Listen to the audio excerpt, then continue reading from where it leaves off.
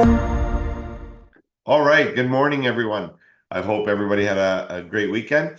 My name is Simon Fiore, and I'm actually a fellow realtor. I'm still licensed. I don't really transact anymore, except for friends and family. But I worked hard for that license, and I wanted to keep that. I've been a realtor for 14 years, so I understand all the pain points involved in paperwork and especially with Fintrack forms.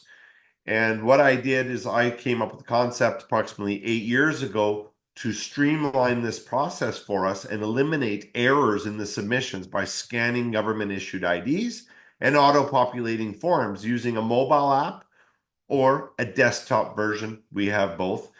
And since then, we've partnered with big companies and experts in this space. The act that we are all fall under, and now lenders and mortgage brokers as of Friday will be having this daunting task as well, is the Proceeds in Crime Money Laundering Terrorist Financing Act. Okay, this is a law. It's not your broker wanting to force this on you or CREA. This is a law, and also known as Fintrack. Fintrack is the one who's enforcing it. So what we've done is given you a tool to do the job, to work smarter, not harder. And I'm going to show you what that looks like. I'm going to share my screen.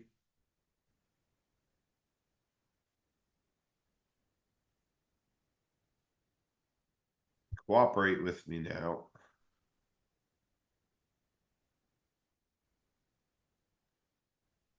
What is going on? We doing this? There we go. Sorry about that. My computer definitely must be the Tuesday after a long weekend.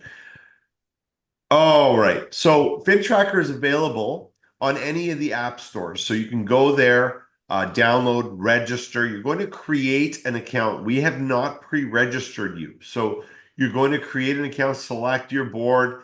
Like David said, if you select Treb, you're going to receive no subscription costs and all the benefits that come under that.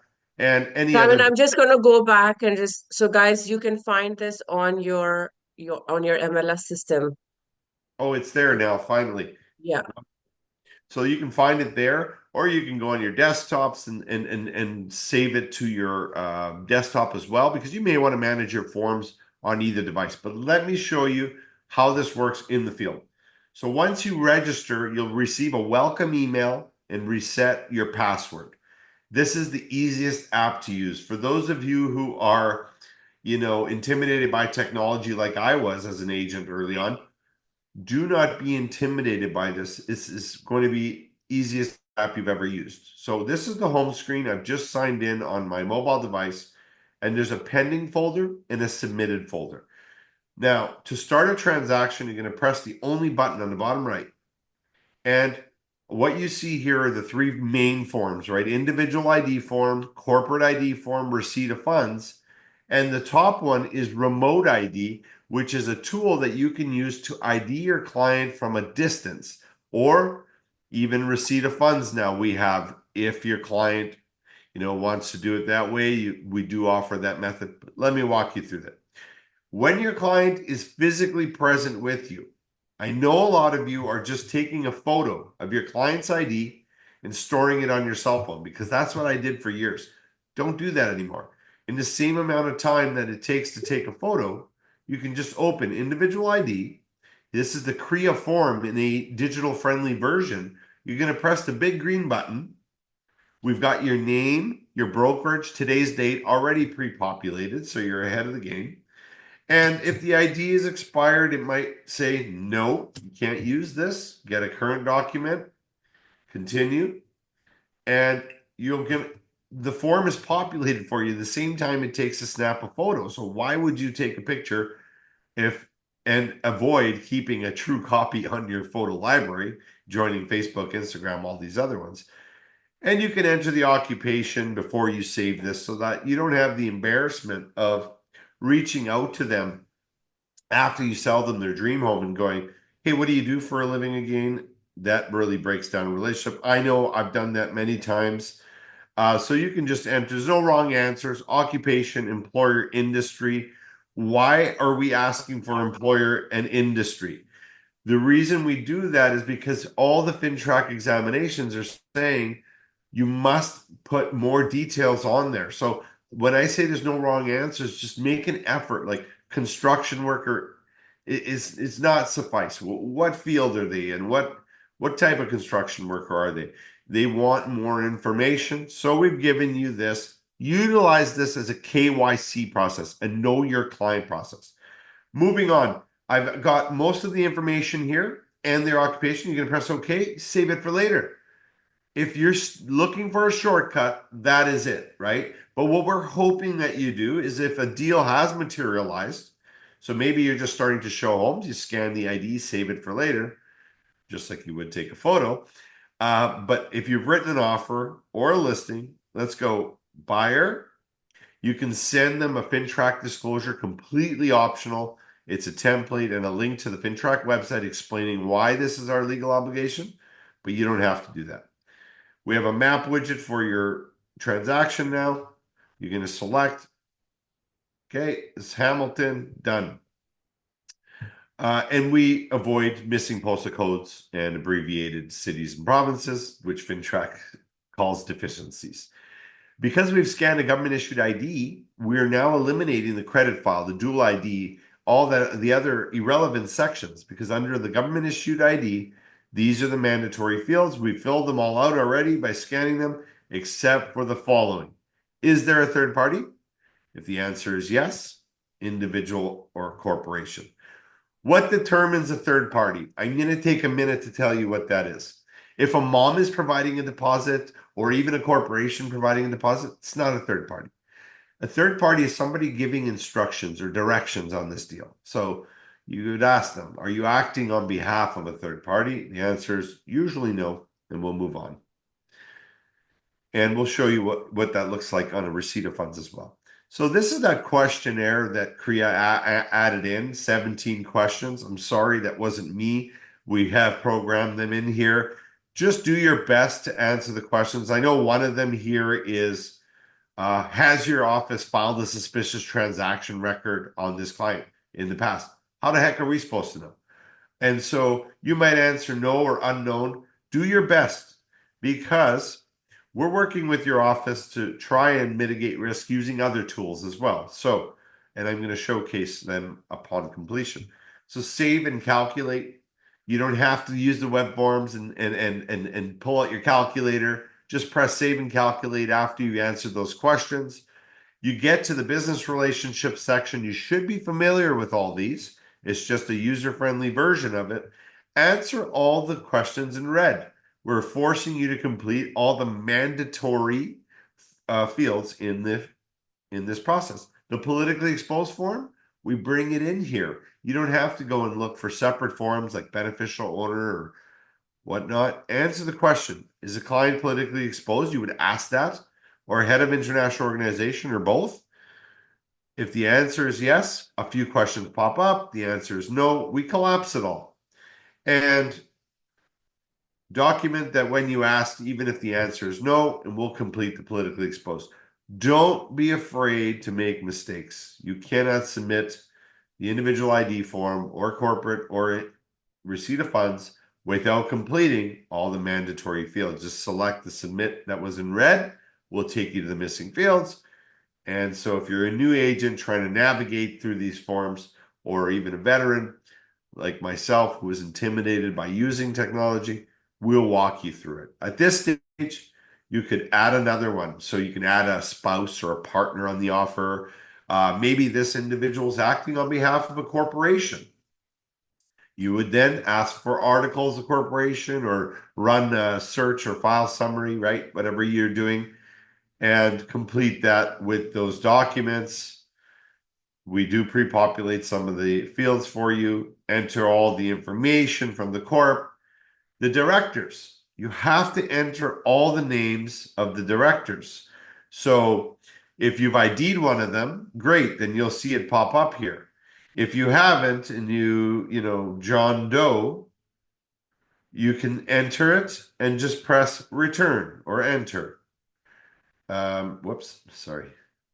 I was doing it elsewhere. John Doe, enter their names and done.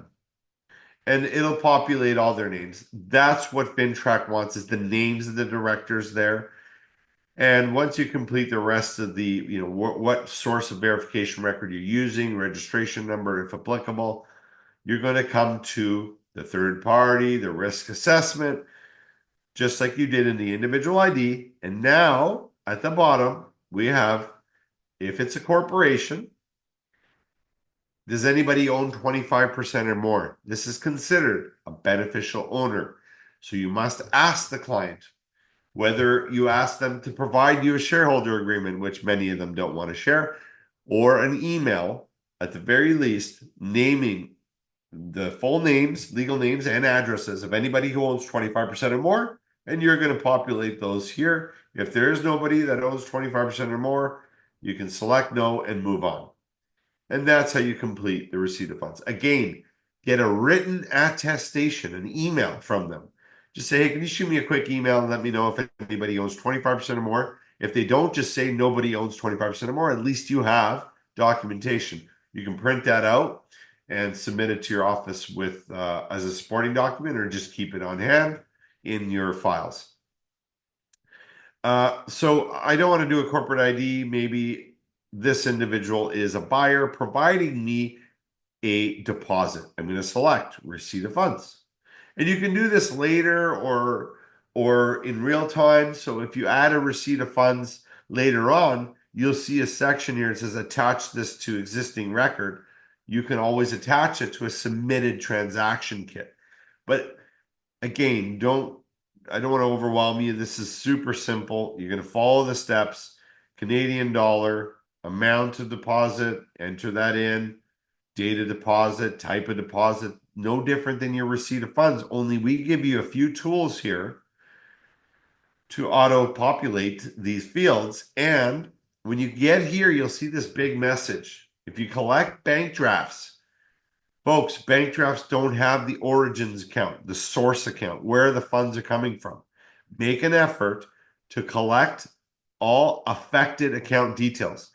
What is the first account affected in this transaction? It's the trust account receiving it. So I'm going to go maybe ABC Realty or ABC Law or whatever it is.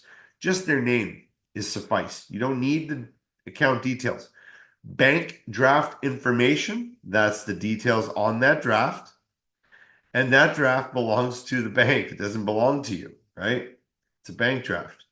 It doesn't belong to the client. At this stage, you'll ask the client when they provide you with a bank draft, what is the source account information? Where are these funds coming from? Is it coming from your account or somebody else's? That's how you should pose the question so that they know why you're asking. Say, well, it's coming from my account, of course. Can I have the account number? The last 7 digits will do. And most of them will provide it. If they say no, you're going to then enter no and complete this reasonable measures ticket. All it is ask what they didn't provide, account, origins. But folks, make an effort to get this information. We're seeing fines being issued for not collecting this info. If you're not using the app, you definitely need to get that information or some kind of signed document stating why they didn't provide it. With Fintracker, you document why they didn't want to provide the information. And if you suspect money laundering or terrorist financing, you're not a detective, you're not a trained detective, so just answer it to the best of your ability. But if you're always avoiding collecting the source account information, your office may be forced to pressure you to ask again or file a suspicious transaction record. Because what we're seeing is now we've seen 6-digit fines when a broker is dealing with someone over and over again, not collecting bank draft information. And that group is, charged for getting these bank drafts from somebody who's sanctioned from dealing in real estate. And they're not being identified through the transaction because you're not asking where the funds are coming from. Well, you can be found to be an accomplice if you don't have any paper trail. So make an effort. We've also built this in. If you want to send this off to them to complete, I don't recommend you do create more work for them, but some people might say, yeah, I'm willing to do this. You can send an email or a text message and they can enter their information into the receipt of funds and complete that for you. Same with here. So I've completed the receipt of funds. They didn't want to provide it. I've entered the information. But if they did provide it and they said, there's somebody else involved that's coming from my mom's account or my corporation, this is where you would ID that individual.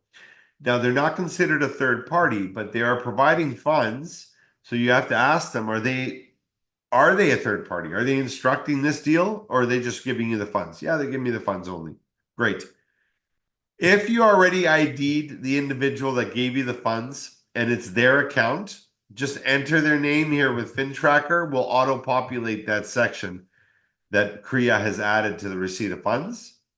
But if it's a different person, what you're going to do is either scan their ID in person, but they're not going to be there because mom probably just gave the bank draft and is sitting at home.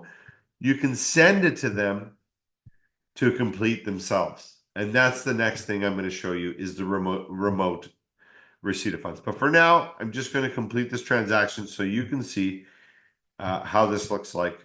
Is there anybody else involved? No. Oh, I missed a field. Right, the source account. See, you can't make a mistake. It belongs to Simon Fiore in this case, and Simon Banks at ABC Bank, and it's a checkings account. I've completed my receipt of funds. I've ID'd the individual and entered their ID information on the receipt of funds because it was them providing the funds. Submitting this, select the two forms, hit next. You can send it as a PDF, or if your office is using our admin portal, it'll be there by default. You can just press submit. And forgive me, David, I forgot. Do your agents upload these forms to a document management system or do they just submit them right now? They just submit them. Okay, good. So Yeah. you can send them as a PDF, or if the admin is set up, you'll see the option there. What do these look like? You're probably going, what is this guy talking about? Well, they complete the individual identification information record provided by CREA, the recommended national forms, and we complete all of the risk assessment for you, politically exposed, and here it is. And you can upload it, export it, whatever you want to do. And of course, all your records that are completed will be in your submitted folder. Now, let's talk about how do I ID a client that's not physically present. So my client either, I forgot to ID them when I was with them, and now I've written an offer using, DocuSign. I've sent it off. They've signed it. I need to ID them. Let's go. Remote ID, enter their name, give them a heads up. Look, Simon, I was supposed to ID you when I was with you. I forgot. I can't have you text me a picture of the ID. It's no longer acceptable. It's considered a soft method. I either have to drive across the province to come see you, or I have to send somebody there, or you can just help me use a technology to authenticate and verify your document. Now, when the client's not physically present, this is usually for a client that's out of the province, out of the city, out of the country, and you need a mandatory to help you, right? And if any of you have done this properly, you have called the realtor in another province and said, hey, can you ID my client for me? And then you send them a gift card. That's a mandatory. This replaces that. And of course, if you forgot to ID your client, this would be the best way to do it. With Treb and the PropTex boards that are part of the PropTex team, you will receive 5 of these annually, so you don't have to pay for it. This is the remote ID only. Let me show you why there's a cost to this. So I'm going to send this off, give them a heads up, and they're going to receive a text. So I'm the client now, opening my text message, open this up, and Simon has sent you this link.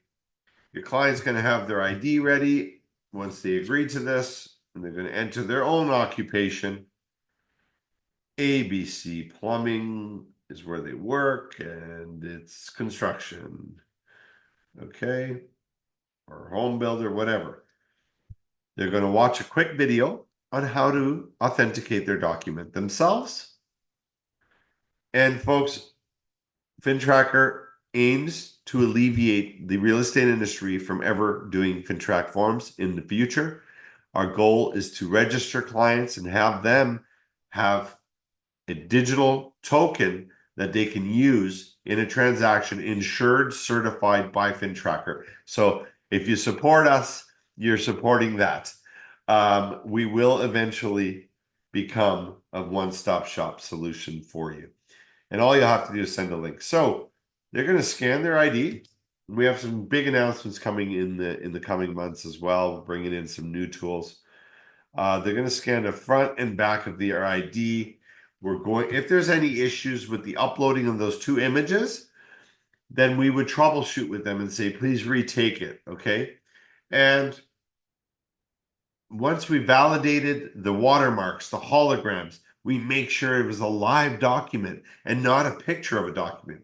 You see, a lot of people are trying to do deals from a distance and pretend to be the seller and use a picture of their ID and a picture of them. We know because we've caught a few. So make sure you use the technology when you're working with a client from a distance that you've never met. And Fintracker is that technology. You're paying for it. Now I've got to do a selfie, and it's funny, I never wear glasses in this method here. So let's see.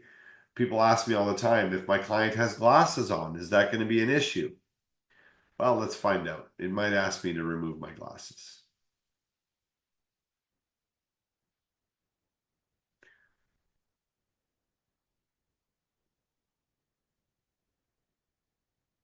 Sometimes the glasses give off glare and it'll ask, okay, I'm all done. So it worked out.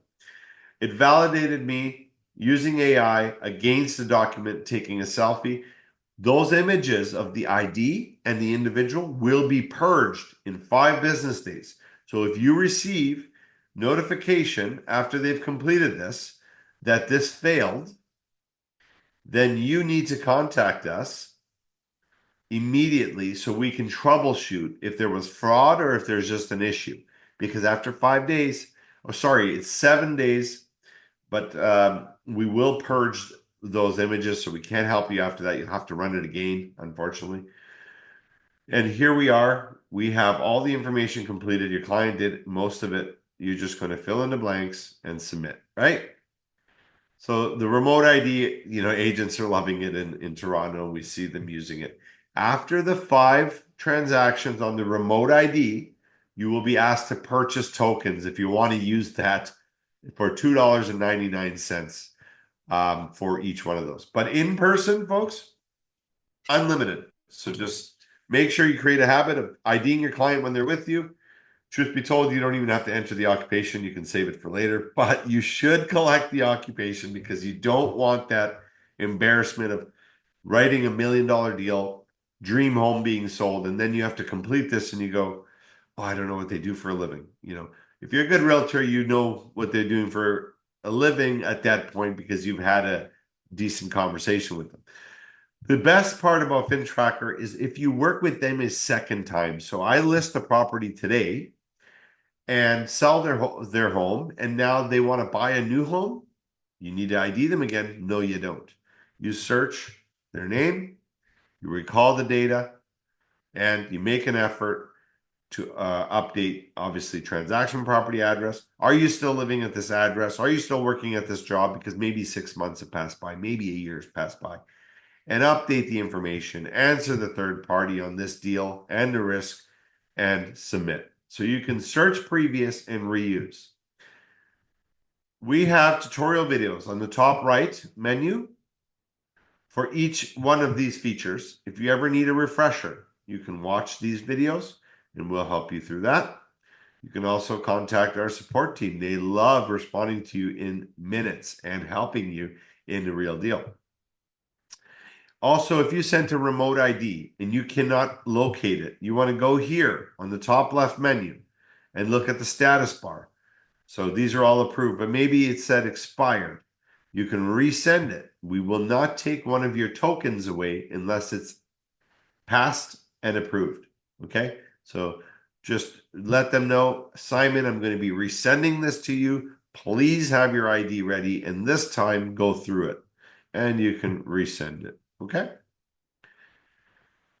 Uh, Again, you can add forms to an existing kit. If you've already submitted the individual ID and you want to add to it, you can do that by attaching record to existing transaction. Any questions? I did that pretty smooth there. When you do the remote IDs, sorry, let me just show you here. When you do the remote IDs, you'll see under your submitted form a face scan emoji next to the name. The remote IDs, so the client's not physically present, we treat as a high risk. We want to work our way to mitigate that risk to low risk by automatically, by default, we run it against all the requirements that brokers are supposed to do is at least run it through Google search, open source search to see if this client is on any of the watch lists, terrorist, money laundering list, right? Sanctions list. You've heard these words recently, sanctions. And what we do is we automatically run that because when you use the technology to verify and authenticate a client from a distance, not only you have to provide this checklist now, but we are running it against all those lists and providing you with the results. So we're giving merit to this process. You know, if your client says, I'm not politically exposed, and then all of a sudden they're here, maybe it's time for a suspicious transaction record. I'm not saying you have to stop doing the deal with that individual, but let your compliance officer know. But this report is more for your compliance officer upon submission. But if you want to check it out, you can after you submit the form, it will be processed. We don't provide you with those results in real time in fear of, you scan the ID and it says, oh, you're dealing with a terrorist, might terrify you. And so we don't do that. We'll provide the report upon submission and you can look at that later. So that's what we're doing. We are automating the whole process, giving merit to the Fintrack process, protecting agents and brokers from deficiencies in submissions and fines from audits, which tarnishes the Realtor brand in general. Forget about Remax or whatever company they plaster on there. This is about protecting the Realtor brand and on these public websites that they're posting the fines on and the names and addresses of the brokers and agents involved.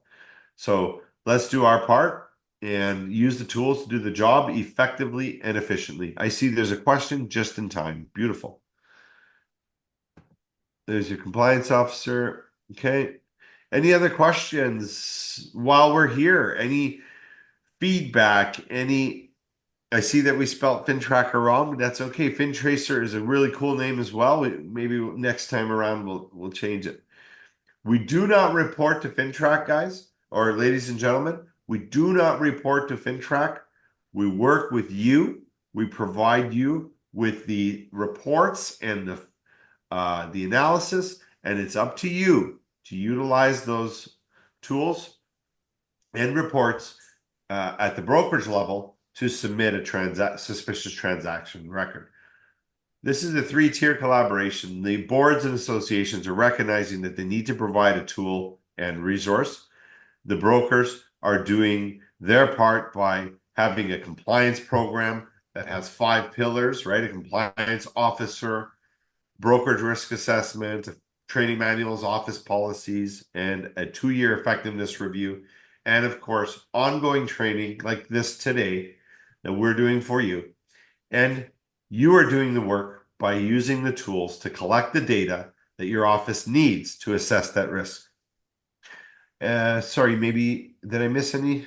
Guys, just a quick note. I know that Simon talked about the account information, and there's a lot of pushback that we see a lot of times from realtors and their clients. remember that that's not a private information. Any negotiated check has that information on it.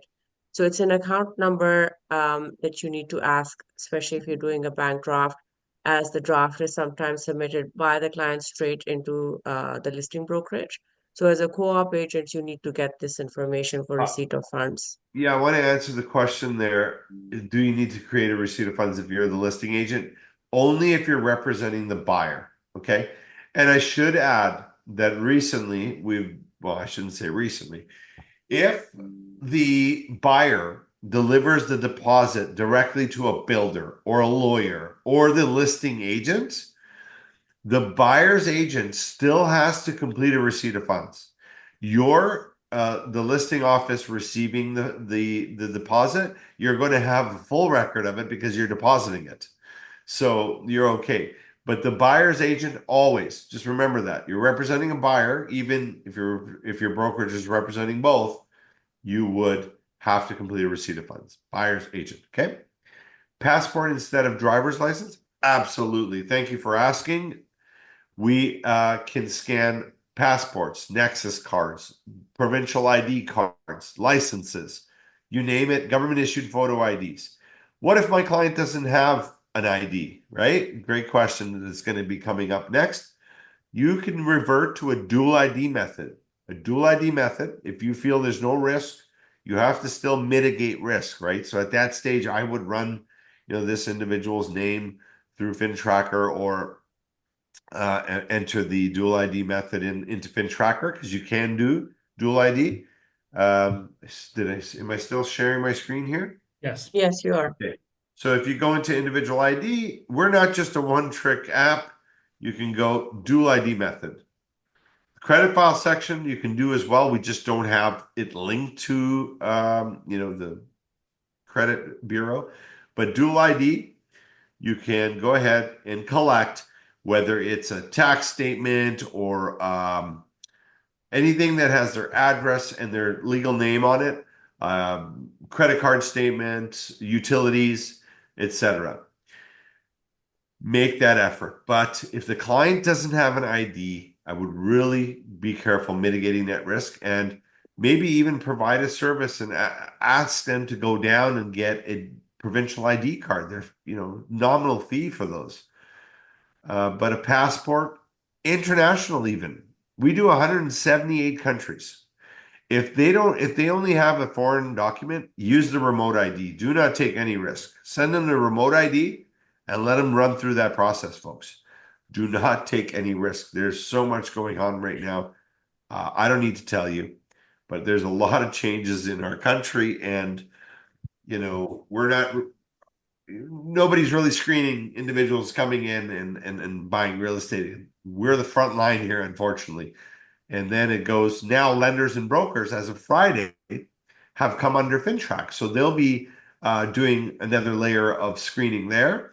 And the lawyers are being pressured by the title insurance companies to minimize fraud there. So you're going to see this become more acceptable, or you're not going to get as much friction. FinTracker aims to do this in the whole transaction end to end, minimizing the friction with the consent of your mutual clients. Will share this at all checkpoints. Of course, mutual consent is important. We're working on that. Great tool for out of country, 100%. How else are you going to ID a client that's in another country? You can have them text you a copy of the ID. I know you've all done it before, but if you're audited and the FinTrack says, well, this guy's provided a passport from Italy, how did you ID them? Well, when you answer that, you're going to be in big trouble. So use the remote ID, send the link, or if they don't want to use it, find somebody you trust.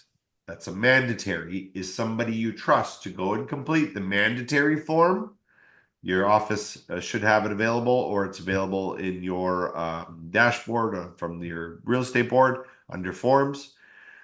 And we don't even have it in here because why would we? Just use our remote ID tool and let them know that that's how my So, office wants this done. Go yeah, ahead. so guys, I mean, a lot of times we've faced that our clients that are face to face with us have an international passport. and that's what they have presently, then you do not need to use remote ID. You can use the process of That's right. IDing them personally. There's a really good question here, Simon, if you want to Please. answer that from JP. Where is this data stored and how long are these documents kept with Fintracker? Beautiful. JP, thank you for that question. That's the number one question asked. We've been at this for now almost 10 years, and our data is stored in Canada on Canadian servers. We use SSL encryption, and in most cases, we are phasing out the ID numbers upon submission. They're stored on Microsoft Azure servers for you guys in Toronto. And we do SOC 2 penetration testing, SOC 2 audits. And again, we're about to enhance this even more as we are going to make an announcement next month. We've partnered with one of the world's most reputable companies in this space. And you're the first to hear about it here today. Haven't been telling anybody, but we're taking that to the next level. Nothing is more important than the protection of this information. That's why we created this tool. The question I have for anybody who really challenges us on that, and I'm not saying you, JP, but are you taking photos of your clients' IDs and storing them on your cell phone library, joining Facebook, Instagram, Genius Scan, Tiny Scanner, whatever, all these apps that you use that you grant access to your photo library? Are you emailing these forms through non-secure servers? Are you sharing them with, this is the way forward. And we have 33 real estate boards, and that's climbing. 110,000 agents under contract, meaning it's available to 110,000. Not all of you are using it, but we're getting there. And please download the app, try it out. Any feedback, we're here to listen. Any other questions I may have missed here? Because I clearly, let's see here. Oh, still no Fintracker rentals? No, but let me tell you something, Randy. If I'm a landlord and I hire you to rent out my place and you say to me, hey, would you like me to run them through our Fintracker app? It's a wonderful service. Run them through there and see if they're on any one of those lists. You don't have to do it. Okay. For rentals or leases, it's still good. Even sales of, Actually, Simon, it's handling of $10,000 or more. yeah, So it's Fintrack actually applies to to do all. with funds, not the amount of funds received, not the purchase and sale transaction, right? Well, if you're doing a sale of assets, for example, you do not have to do, it's not considered real estate, a sale of assets of a company. So if you're selling a restaurant, but you're not buying the restaurant or the location, just buying the assets, it is exempt from this under the act from my translation and my experts. FinTrack applies to all transactions that are 10,000 or higher. If you are handling cash, by all means, yes, complete these forms. Any deal over 10,000, a deposit, that's cash. So if you're handling cash, um, received and paid needs FinTrack compliance. No, all deposits need receipt of funds. All deposits, whether it's $1,000 or 10,000 or 100,000, you have to complete a receipt of funds and all of these. When it comes to cash, you don't want to be collecting more than $10,000. That triggers more than just your receipt of funds. You should be concerned about that, collecting $10,000 in cash. Do not do it. It's easier that way. Tell them to go put the money in an account and grab a bank draft. There's nothing wrong with that. Okay. We know why people are coming to you with a suitcase full of cash, folks. Come on. Let's avoid that altogether. If they have $5,000 in cash, no problem. But after 10,000, you should be applying different measures to mitigate risk, and suspicious transaction records should be submitted.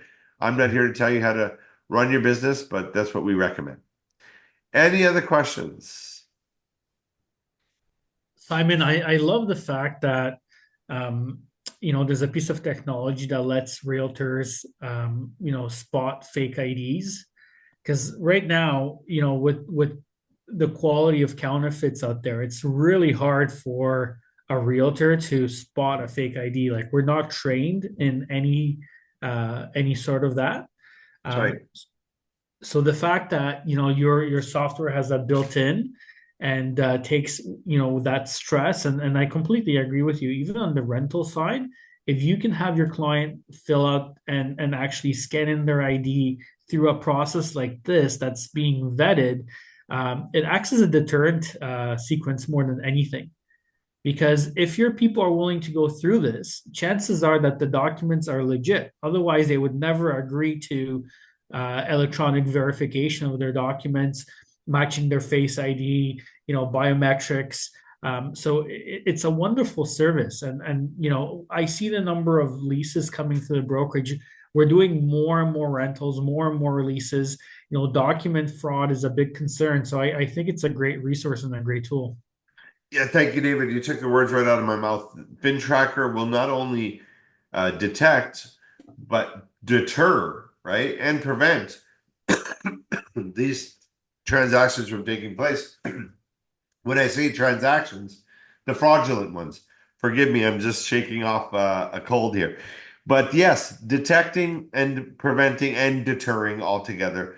That's great. You don't want to put your office at risk and rope yourselves in. You can take a look at the FinTrack website. They have a public website. They've issued like over 2 million in fines in the real estate sector, and just recently in the banking sector, you've probably seen the headlines: $3 billion to TD Bank and tens of millions of dollars to other banks for failing to comply with the Proceeds and Crime, Money Laundering, Terrorist Financing Act obligations. And now they're all stepping up their game. So it's not just us, but use a tool to do the job effectively and efficiently, and you'll be able to work smarter and not harder. Thank you for having me here today. Any other questions can be sent to us via Simon, I email? just one more comment I want to make about the Sure. receipt of funds and about the source account. And you're absolutely right, is when you issue a check, that source account is public knowledge because the bank sees it. The person who cashes the check, they get a copy of that check forever. And really it's sort of public information between the parties that are cashing the checks and the company that's holding on to the check as well. I don't like any of these rules either personally, right? But when you look at FinTrack, when you look at what they're hoping to accomplish, when you look at the fines, when you look at the legislation behind it, this is a federal law. This is mandated by the federal government. It's not a brokerage policy. It's not a board policy. It's not a provincial policy. This is federal law. So we have to comply to it, whether we want to or not.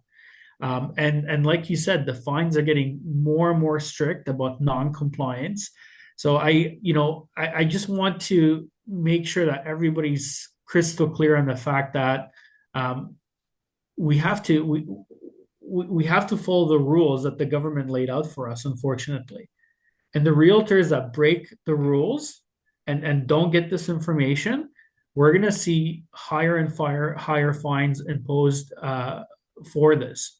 So I'm thankful that we have a piece of technology that's making it easier and more streamlined, and it's written crystal clear when clients receive the link to complete the information that this is a federal law and that it requires them to complete this section, which takes the burden a little bit off of us. But we unfortunately there's no other way about it. We have to be the bearer of bad news. And Simon, just like you mentioned, lenders and mortgages are now being regulated. So you're going to see more and more conversation about compliance. You're going to see more and more regulations come out. And unfortunately, we're just on the sticking edge of it. But the more you use this technology, the easier compliance is going to be for everyone. Absolutely.